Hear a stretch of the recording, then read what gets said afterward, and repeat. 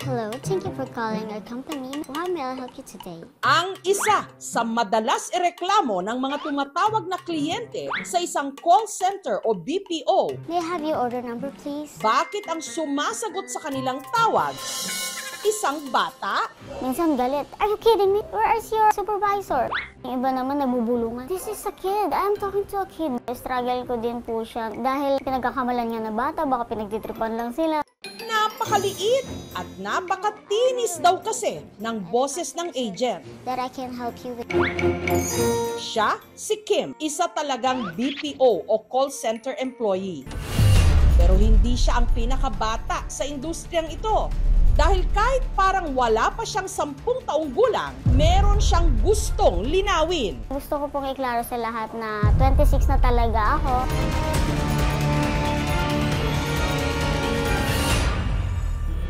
Ang kanyang height, 4 feet 2 inches lang, habang ang kanyang timbang, 23 kilos. Parang sa 8 taong gulang na bata lang. Nahihirapan nga po akong abutin yung computer minsan. Talagang umahanap ako ng upuan na mas mataas.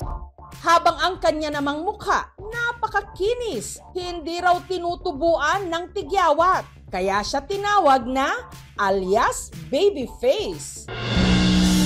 Bakit si Kim tila pinaglaruan ng panahon?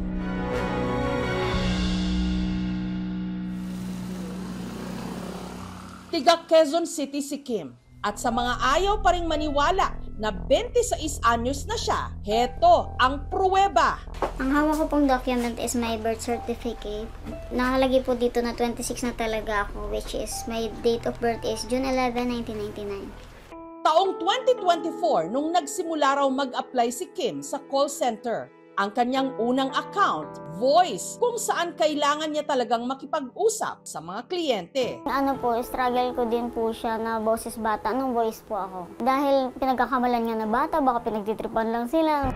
Si Kim lumipat sa ibang kumpanya. Pinili ko po talaga mag non-voice. Hindi na po siya katulad nung sa calls na kailangan ko talaga na anuhin yung boses ko. Sa non-voice, typing lang. Yung iba pong agent, alam namin talaga nung unang kita namin sa'yo, anak ka ng TL o kaya ang pamangkin ka ng mga CEO dito. Para kahit papaano mag-mature ang kanyang itsura, idinadaan na lang niya ito sa kanyang mga OOTD o Outfit of the Day. At nakakatipid din daw siya dahil meron siyang secret na shoppingan. Sa kids section po, mas nakakamura. Mga jumper, pants, jacket, mahilig po ako mag-ukay. Pero madalas, nakatatanggap pa rin daw siya ng mga puna. Ang bata-bata, tapos nag-makeup na parang ganun po yung mga ano nila, tingin nila sa akin. Ang ganitong mga komento, hindi na raw bago sa kanya. Nag-aaral pa lang daw kasi siya, tampulan na ng tukso. Pinakamasakit na narinig is, panda ka o nano ka, hindi ka nalalaki. Nung college po, hindi po makapaniwala talaga yung mga guard. Hindi dito yung high school or elementary. Doon ka siguro baka naliligaw ka lang. Naliliit ako, pero sa katagalan po talaga is okay na, parang natanggap ko na talaga na ganito talaga. Sa jeep or tricycle po na pagka walang students, isukli po sa akin na sobra ng 5 piso. So binabalik ko na lang. Para hindi ismulin, ginalingan ni Kim sa klase. Naging consistent honor student. Kahit binubuli po nila ako, pinapatunayan ko na may maibubuga din po ako sa academics. Small but terrible daw nga po ako. At hindi naman daw sa pagmamayabang. Pero si Kim, ligawin din daw. So ano po kasi chat mo, ang nagugustuhan daw po nila sa akin maliban daw sa baby face nga daw po ako is yung jolly ko na personality, tas caring, maalalahanin. Pero ang ilan sa kanyang mga manliligaw, sa tuwing nagkikita na raw sila ng personal, nag-alangan. Sabi nila, baka minor ka, baka maging pedophile ako, ganyan. Baka makasuhan ako dyan. Parang natatawa lang din ako. Sa isip ko, kung maniwala ka okay, kung hindi, hindi din, okay lang din. At sa tuwing nakikipag-date daw siya, hindi maiwasang may mapatingin sa kanila. Wait naman, magka-holding hands, tapos parang bata pa yung kasama. Natatawa na lang din ako, nga, para kami mag-uya. Yung una ko pong ex is naging mag-best friend kami. Kasi tumagal, nagkaaminan. May medyo nanggugulo po sa amin na babae. Nilet go ko na siya. Yung pangalawa po is puro 2 months pa lang kami. May pag-break po ako, tapos bago umalis ng Marinduque. Ayoko ng LDR. Yung pangatlo pong madalas po ang away namin. Halos 3 months lang din. Sa kabila nito, hindi raw naramdaman ni Kim na merong kulang sa kanya. Lalo't nariyan ang kanyang tatay Erickson at ang kapatid niyang si Catherine na buong-buo siyang minamahal. Bali 9 years old na po si Kim nung nawala po yung nanay niya. Nagkaroon po siya ng sakit, liver cirrhosis daw po. Si Kim, 3 taong mas matanda kesa kay Catherine. Pero siya ang madalas na mapagkamalang bunso. Kadalasan po kasi ang tawag ko kay ate is ate. So pag naririnig po ng ibang tao, ay, panganay siya, ganun, ay bakit ang liit? Sa bahay, maaasahan daw si Kim. Ayun po yung kaldero ko mataas. Andito po sa taas. Upuan, tapos papatong dito, kukunin yung yung kaldero para maabot ko. Normal naman daw nung ipinanganak si Kim. Pero pagtungtong niya ng 3 taong gulang, napansin ni Erickson ang pagbabago sa kanyang anak. Bumabagal na po yung paglaki niya. Hindi po ako nagkaka-pimple, tapos hindi po ako nire-regla ever since. Saka sa pagtanda ko, may ibang epekto siya sa katawan ko. Kasi hindi ko nare-release yung maduming dugo. Nangangamba tuloy si Kim na baka maging hadlang ito sa pangarap niyang magkapamilya. Gusto ko rin po magkapamilya para may maging katuwang ko sa buhay, sa future, may kasama pagtanda.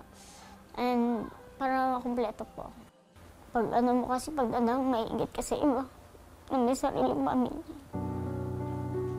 Yun po yung isa sa kinakatakot ko na pag nawala na po ako, ano magiging kalagayan niya dito. Magiging pakiusap ko na lang doon sa kapatid niya na isa na normal. Huwag siyang pabayaan. Yun lang po siguro. Bata pa lang po kami, maaga po kaming nawalan ng mother. Si ate lang po talaga naging kasangga ko. Kung pwede nga po kasama ko lagi si ate sa bahay. Dahil sa mga gastusin, hindi raw nila napakonsulta sa doktor ang kondisyon niya. Gusto ko pong itas kung ano ba talagang meron sa akin. Ano pong complication sa, sa body ko.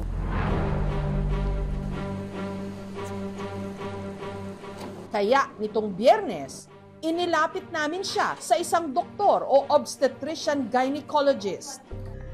Ayon sa inisyal na pagsusuri, si Kim posibleng may Turner syndrome, genetic disorder na hindi normal ang chromosome sa katawan. We all have 46 chromosomes. What happens with Turner syndrome is may kulang na sex chromosomes. So this happens randomly. It happens in 1 in 2,500 women.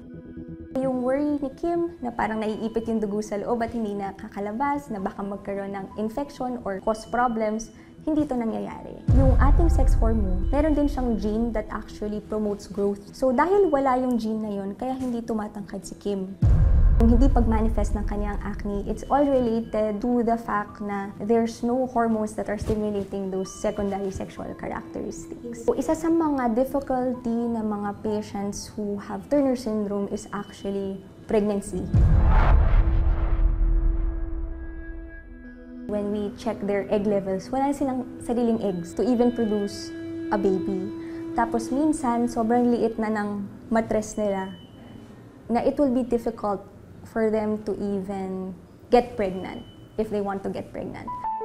Sunod siyang dinala sa isang endocrinologist para makumpirma kung meron nga siyang Turner syndrome. Kinakailangan daw sumailalim si Kim sa tinatawag na karyotyping.